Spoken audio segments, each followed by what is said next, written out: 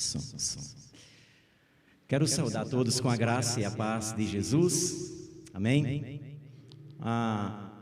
Tempos difíceis, mas nós não podemos perder de forma alguma a alegria de termos a palavra do Senhor nos nossos corações. Quero cumprimentar todos em nome da nossa igreja lá em Iporá, a igreja que está completando agora no próximo mês 80 anos de existência.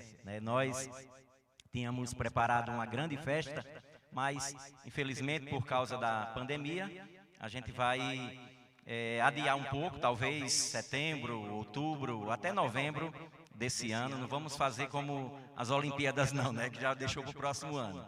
A gente vai tentar realizar esse ano. Eu queria que os irmãos também orassem por todos aqueles que anunciam a palavra do Senhor, que têm reiterado o amor pelo Senhor nosso Deus. Nessa noite, queridos, quero agradecer o convite que me foi feito e quero compartilhar um texto da palavra de Deus. Se encontra na terceira carta de João, terceira epístola de João. Nós vamos ler todos esses versos, são poucos, 15 versos, e eu queria convidar você a acompanhar comigo. Terceira epístola de João, aliás, só tem um capítulo, Então nós vamos ler esses 15 versículos. Todos encontraram? Diz assim a palavra do Senhor. O presbítero ao amado Gaio, a quem amo na verdade. Amado, oro para que você tenha boa saúde e tudo corra bem, assim como vai bem a sua alma. Muito me alegro ao receber a visita de alguns irmãos que falaram a respeito da sua fidelidade, de como você continua andando na verdade. Não tenho alegria maior do que ouvir que meus filhos estão andando na verdade. Amado, você é fiel no que está fazendo pelos irmãos, apesar de não os conhecer. Eles falaram à igreja a respeito desse seu amor. Você fará bem se os encaminhar em sua viagem de modo agradável a Deus, pois foi por causa do nome que eles saíram sem receber ajuda alguma dos gentios. É, pois, nosso dever receber com hospitalidade irmãos como esses, para que nos tornemos cooperadores em favor da verdade. Escrevi à igreja, mas Diótrefes, que gosta muito de ser o mais importante entre eles, não nos recebe. Portanto, se eu for, chamarei a atenção dele para o que está fazendo com suas palavras maldosas contra nós. Não satisfeito com isso, ele se recusa a receber os irmãos, impede os que desejam recebê-los e os expulsa da igreja.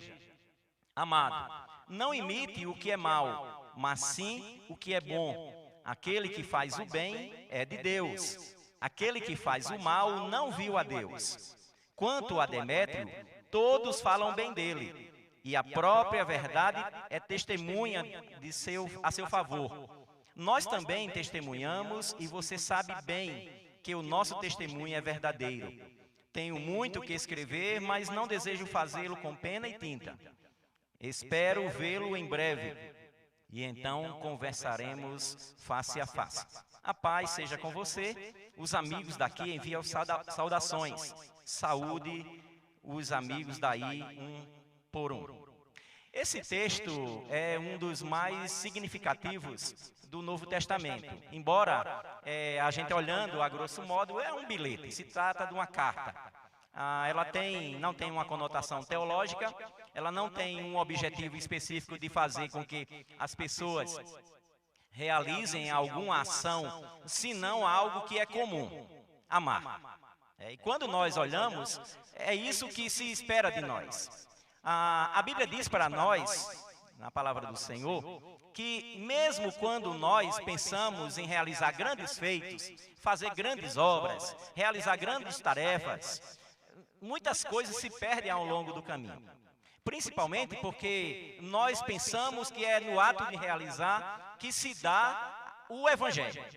Mas muitas vezes o que Deus espera dos seus filhos, dos seus servos, daqueles que levam a palavra, é que a gente entenda que o Evangelho é simplesmente relacionamento a ponto de que conheçamos a Deus e compartilhamos desse conhecimento para as pessoas. Nós amamos a Deus e, paralelamente a esse amor, nós distribuímos para todos aqueles que convivem conosco. Isso é a síntese do Evangelho. E resta-nos então perceber que João, o último apóstolo vivo, ele traz essa ideia bem clara para que aqueles que ouvirem o Evangelho vão estar inteirados desse amor. Né? Em 2009, eu participei de uma conferência em Águas de Lindóia. E o tema lá exposto era justificação pela fé. E durante as palestras foi dado ênfase à justificação somente pela fé. E quando houve um debate lá, um questionamento acerca dessa fé, quem estava falando era D.A. Carson e Mark Dever, um dos contemporâneos da teologia atual. E eu perguntei a ele, como se dá essa referência sobre a fé? A justificação pela fé ocorre, como é que ela se desenvolve? E os dois falaram mais ou menos no que João está abordando aqui. Um deles disse assim, é pela fé, mas pela fé viva. A justificação se dá não baseado numa fé qualquer, mas ela é consistente, ela é aprazível, ela é sem fingimento, ela não é falsa. Então, ele inteirou-se aqui do que João diz, né? João fala sobre verdade. Olha, eu tenho percebido que você, Gaio, anda na verdade, você ama de verdade, e eu me alegro na verdade que há na sua vida.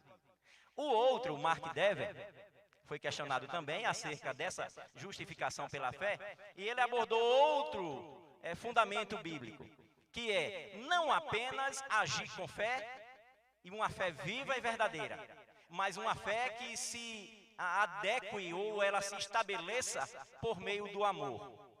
Então nós temos aqui dois princípios bíblicos na carta de João. Nós temos que ter fé, mas João é conhecido como o apóstolo do amor. Paulo, em muitas outras cartas, ele aborda sobre a questão da fé, de como nós somos salvos, como nós entendemos o Evangelho e aplicamos em nossa vida. Mas, irmãos, uma fé sem a presença da verdade e sem a presença do amor, ela se torna como uma fé morta, uma fé sem fundamento. É isso que João aborda aqui para nós. Eu queria destacar como essa carta ela é importante para as nossas vidas. Primeiro, porque em todas as cartas, João diz que o mandamento novo que ele traz, na verdade, não é tão novo. É que nós nos amemos e nós professamos esse amor de uma forma inteira. Ela baseada na integridade da nossa vida e as pessoas perceberão se de fato nós entendemos o Evangelho e se levamos ele para as demais pessoas. Então, nesse texto, a Bíblia diz aqui para nós que temos que amarmos uns aos outros. Ele demonstra nessas cartas o princípio da verdade. Nós vimos aqui nesses primeiros versos que ele fala apenas sobre essa condição. E ele mostra para nós que havia naquela igreja, naquela cidade em que ele escreve a carta, 3 homens que são tipificação de todas as igrejas. Ele mostra para nós que há um homem, no versículo 1 aí, acompanha aí na sua Bíblia.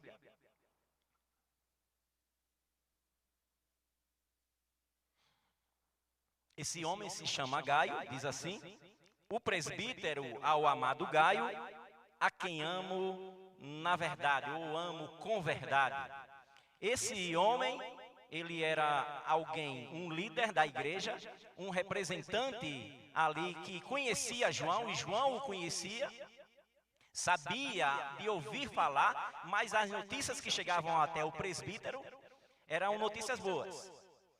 Eles se alegravam, eles sabiam que esse homem dava bom testemunho. No verso 9, o texto diz para nós que existia outro homem chamado Diótrefes. Diz assim: escrevi à igreja, mas Diótrefes, que gosta muito de ser o mais importante, entre eles não nos recebe. Segunda pessoa, o verso 9 é Diótrefes. Esse homem, ele era um empecilho ao evangelho. Ele não permitia que o evangelho chegasse nos corações das pessoas. E ele não aceitava bem os missionários que iam para aquela igreja. Quem fazia isso era Gaio. E no verso 12, olha aí na Bíblia de vocês. No verso 12 diz assim: quanto a Demétrio, todos falam bem dele.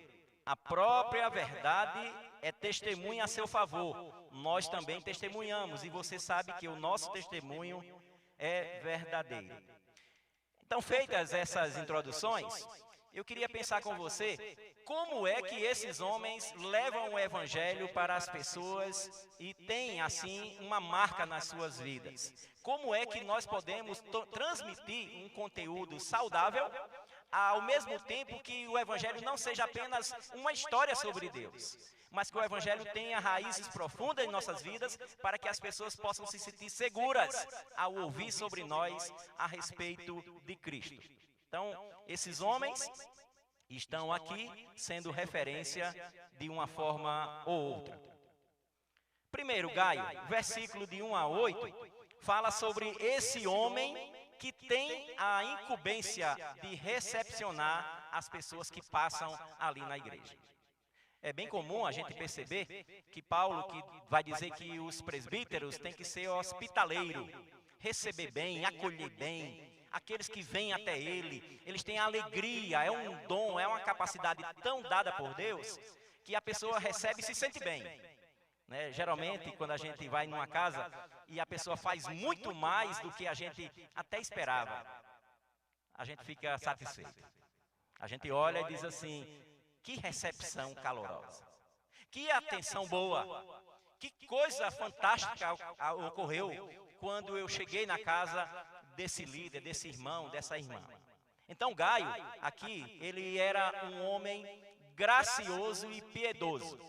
Você sabe que o amor, ele é distintivo quando ele é aplicado.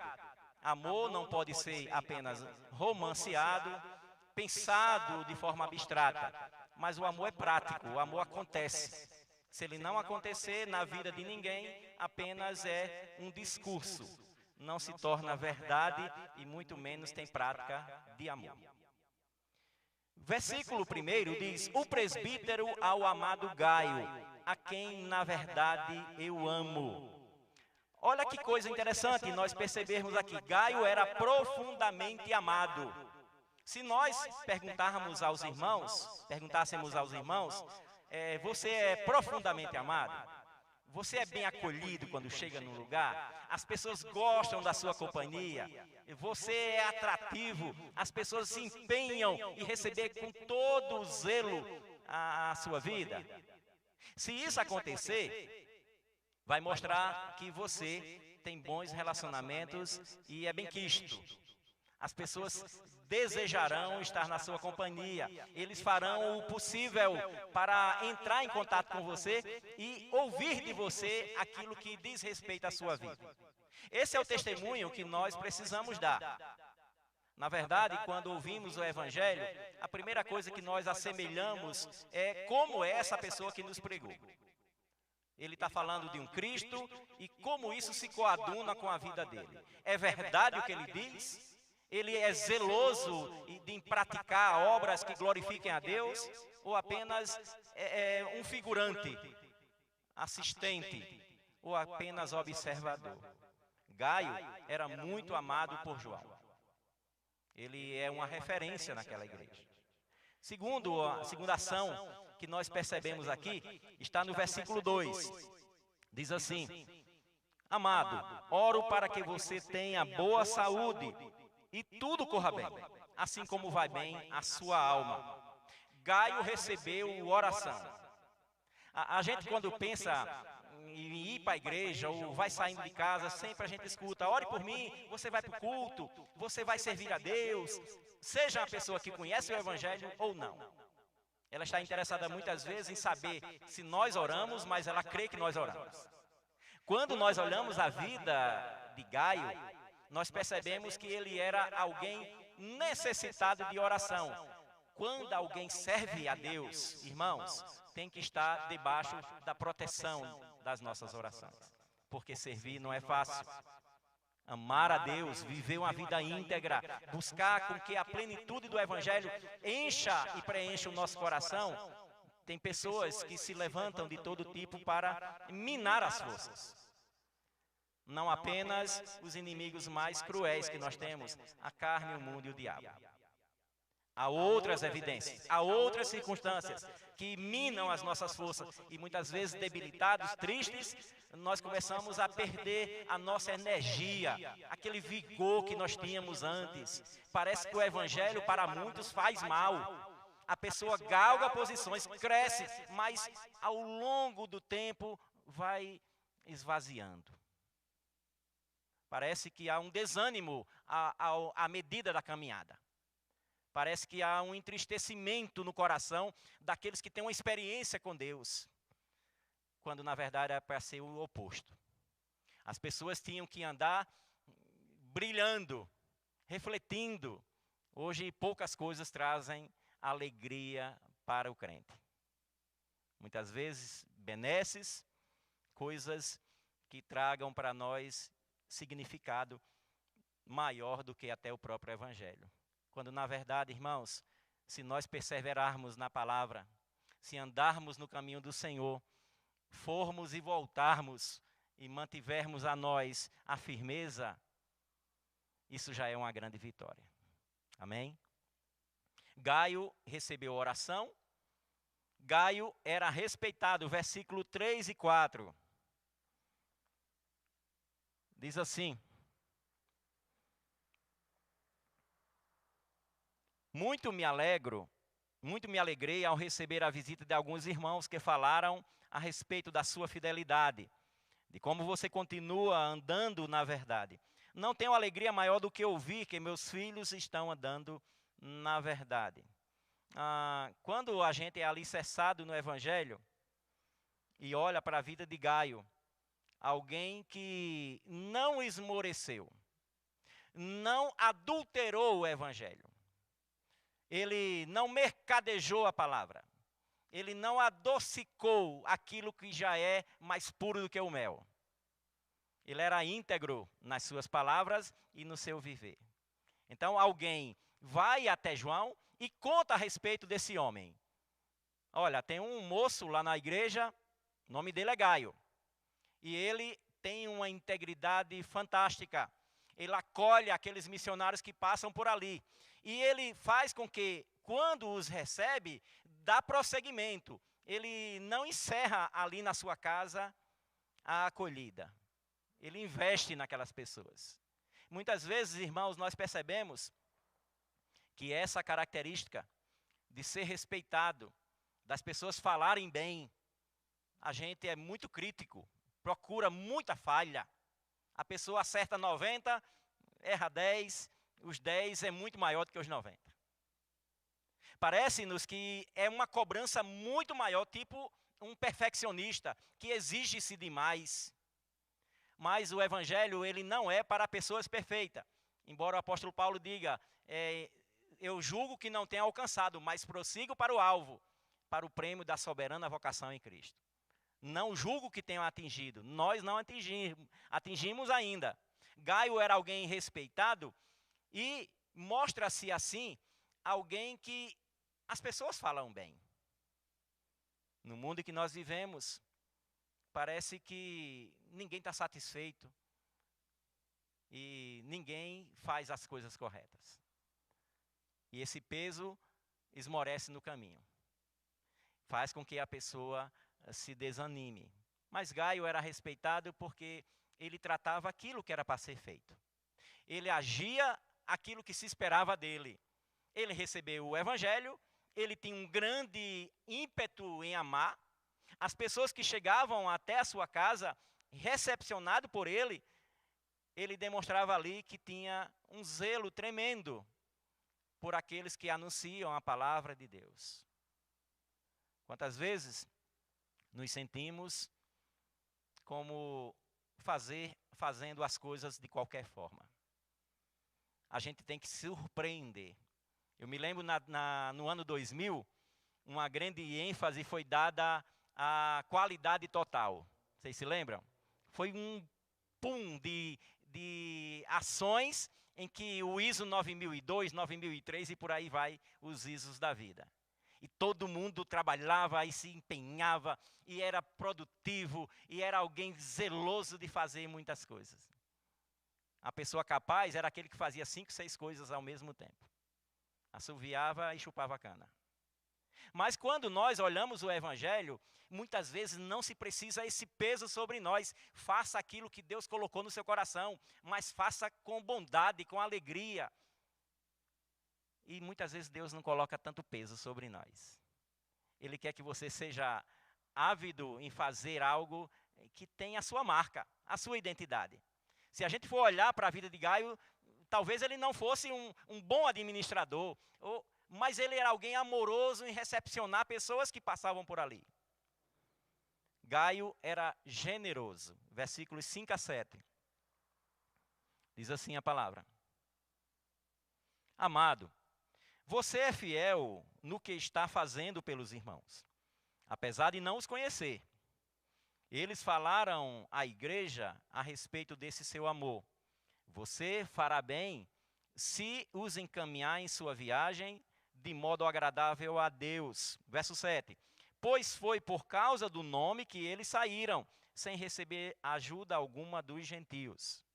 Ele recebia alguém, não era porque ele tinha uma familiaridade, não. Era parente dele, era amigo dele. Eram pessoas que ele não conhecia. Jesus vai dizer isso no seu diálogo com os seus discípulos, dizendo assim: olha, quem é apto para morrer por um amigo? Quem se anima? Agora, pelo inimigo, quantos poderiam fazer isso?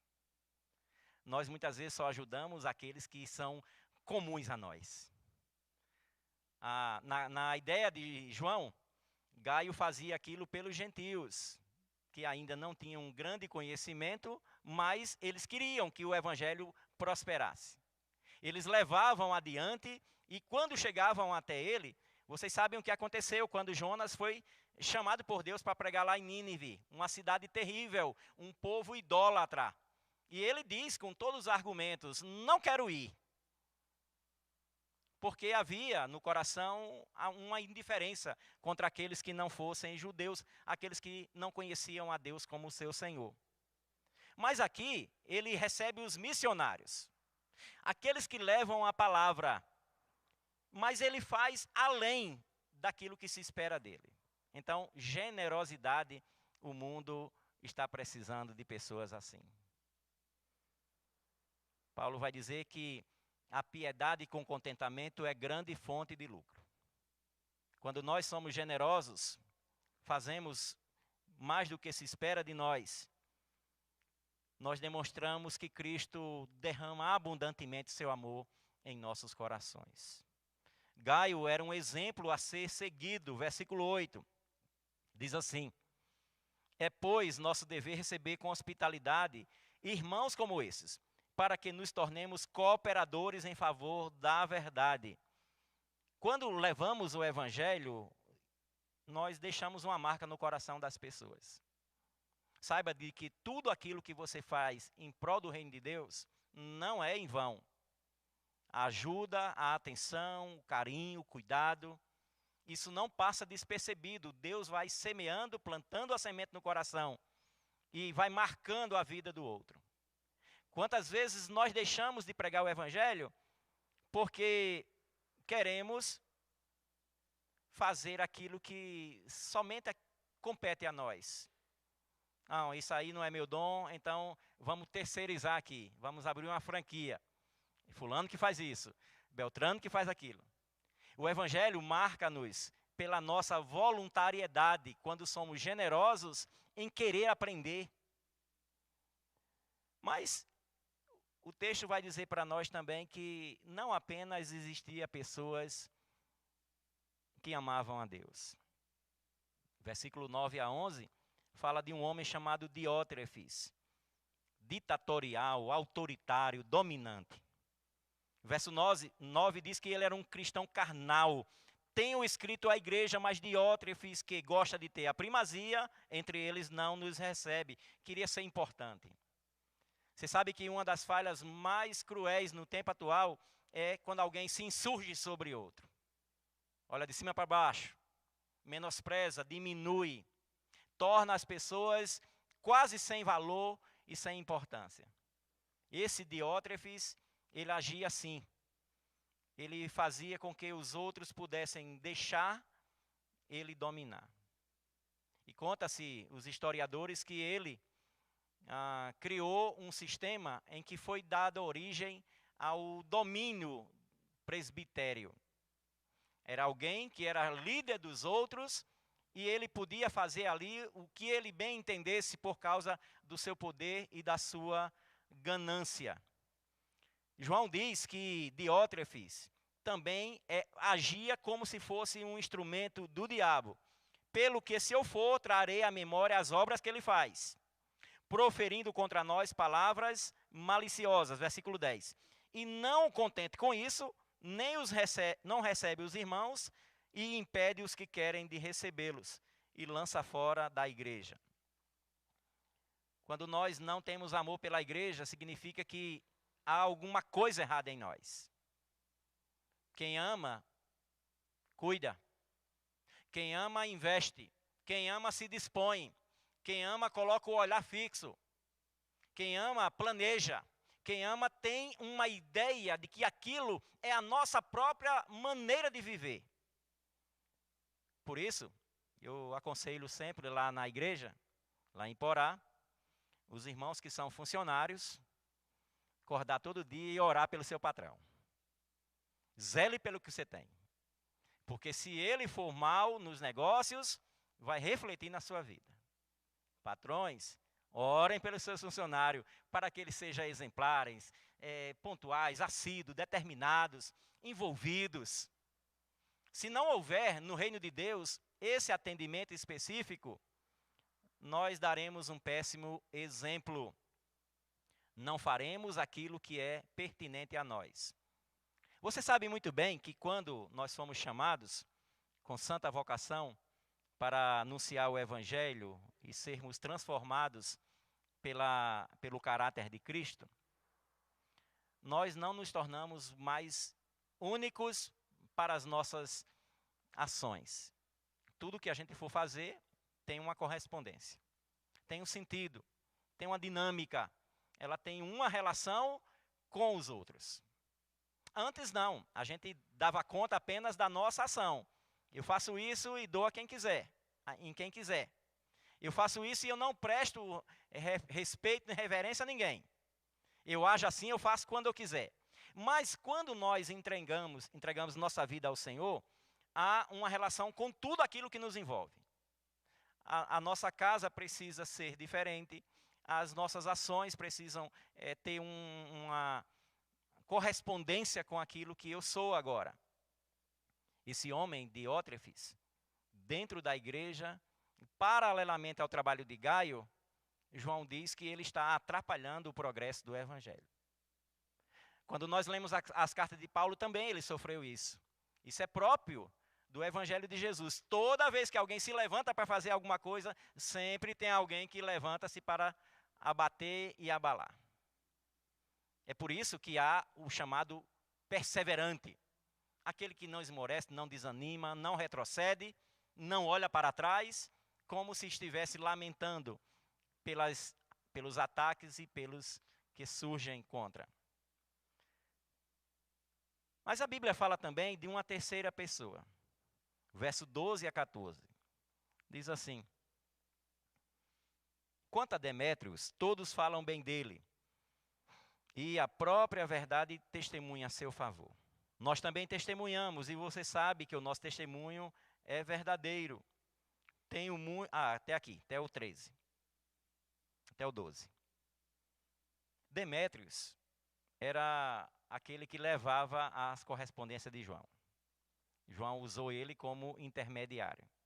E parece-nos, pelo texto, que Gaio não o conhecia tão bem. Então ele faz uma carta de recomendação muito comum nos escritos do apóstolo Paulo. Recomendo-vos a Febe, nossa irmã amada. Recomendo-vos que vocês façam isso, que recebam a Epafrodito. Vocês recebam aqueles que semeiam a palavra. E João faz a mesma coisa com esse homem chamado Demétrio. Demétrio tinha um bom testemunho. Todos dão testemunho de Demétrio, dizia João. Até a verdade, a mesma verdade. E ele coloca o seu cunho, a sua marca. João diz assim, e nós também testemunhamos. Não é só aqueles que me contaram sobre Demétrio. Ele é uma pessoa que você coloca o olhar nele. Ele está meio escondido. Mas é alguém que presta-se a servir o Evangelho. Então, nós podemos sintetizar essa apresentação de João nesses 3 viés. A primeira é que há pessoas que querem levar o trabalho de Deus avante. Você é um desses? Alguém que ama o Evangelho. Alguém que traz com que a luz de Cristo brilhe na sua vida e nas demais pessoas com quem você convive. Há pessoas na igreja que não estão tão inteiradas com aquilo que Deus quer realizar. Parece que estão alheios à grande obra realizada na cruz pelo ser humano. E também possa ser que haja um homem como Demétrios, que está presente, mas não tem sido aproveitado muito.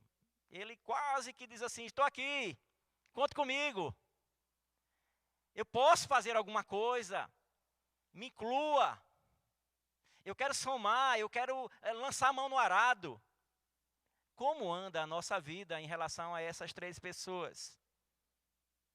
João nos apresenta, e eu queria trazer alguns benefícios de entendermos as pessoas assim.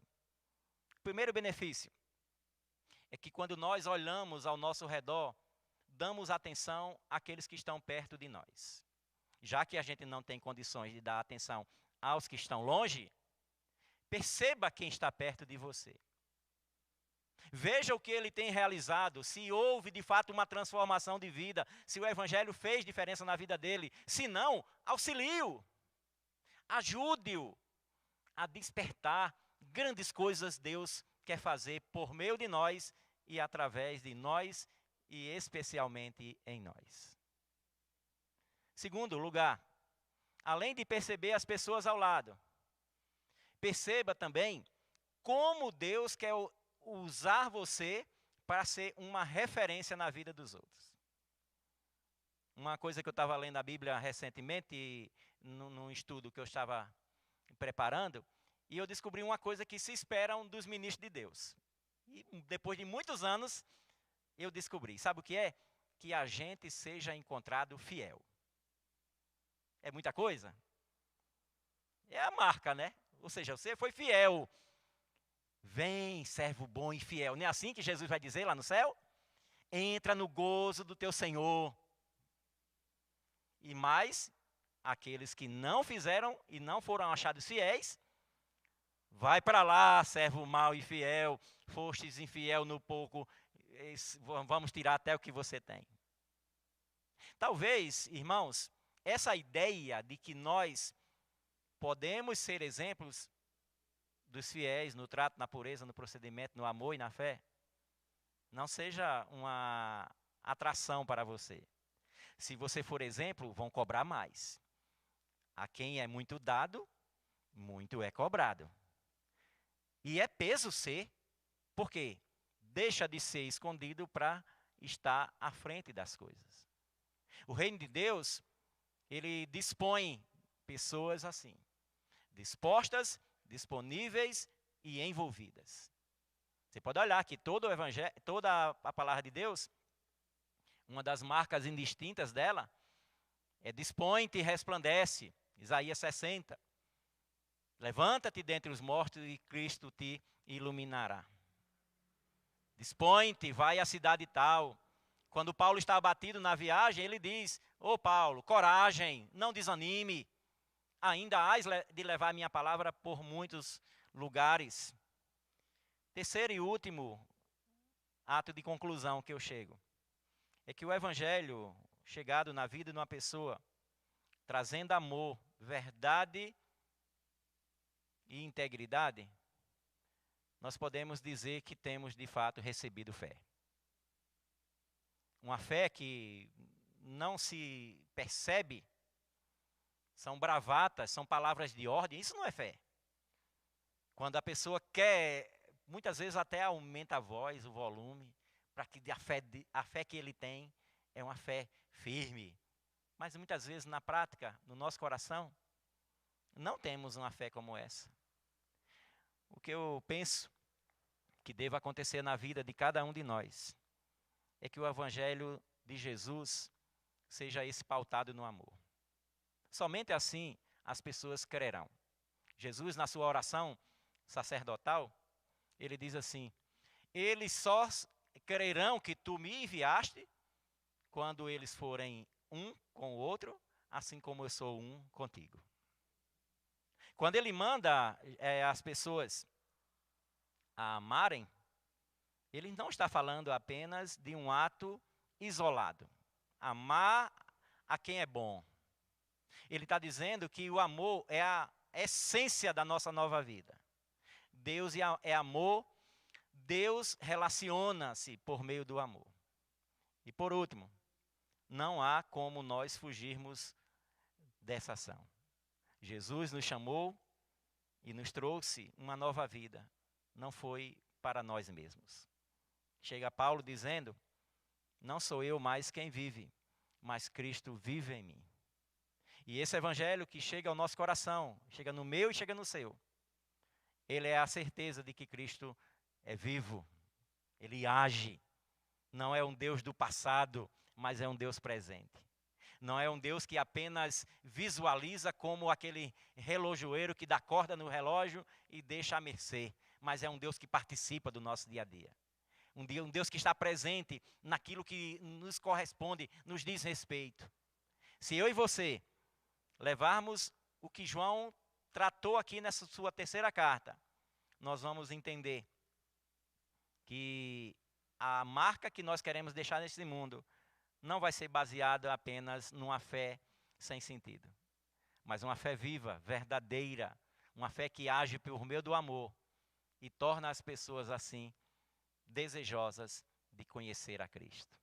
Que Deus nos abençoe, nos dê essa convicção de termos agido assim. Vamos orar?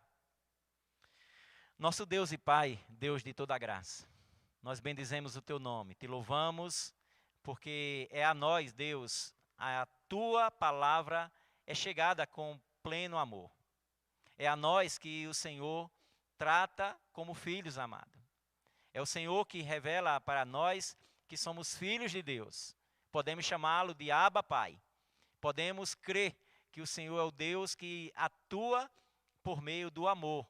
Mas acima de tudo, Pai, o Deus que é presente conosco para nos transformar a cada dia. Abençoa essa igreja, abençoa os meus irmãos aqui presentes. Que por meio dela, Pai, essa igreja avance. Leve a Tua palavra aos corações. Seja ela, Deus, uma referência aqui nessa cidade. E o Teu amor inunda o coração de cada um para refletir neles a glória de Cristo. Nós oramos assim e Te agradecemos por tudo, em nome de Jesus. Amém e amém. Que Deus abençoe os irmãos.